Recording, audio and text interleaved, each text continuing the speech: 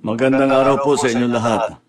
Ito patuloy sa aking pagre-report sa inyo tungkol sa mga development sa mga kaso na hinggil doon sa mga flood control project.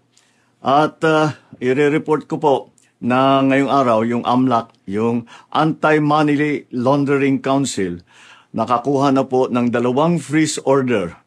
This brings the total amount of assets frozen to about 12 billion pesos. Kasama po dito ang mga air asset ni Saldico, ang value mga 4 billion.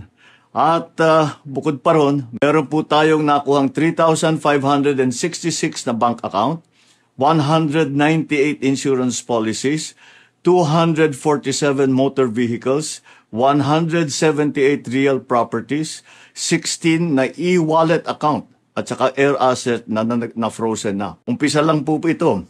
Mas marami pong asset ay mafo-frozen para maibalik ang pera ng tao sa kanila.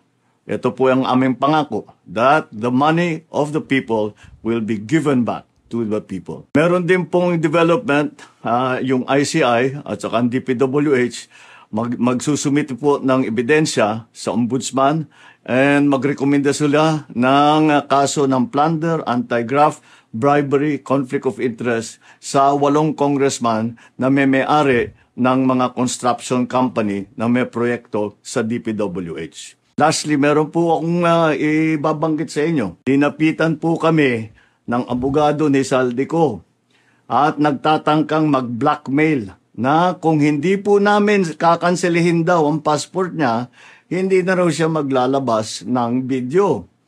I do not negotiate with criminals. Kahit maglabas ka na ng video ng lahat ng kasinungalingan mo na pag-destabilize sa gobyerno, gusto kong malaman mo, Saldi, makakansela pa rin ang passport mo.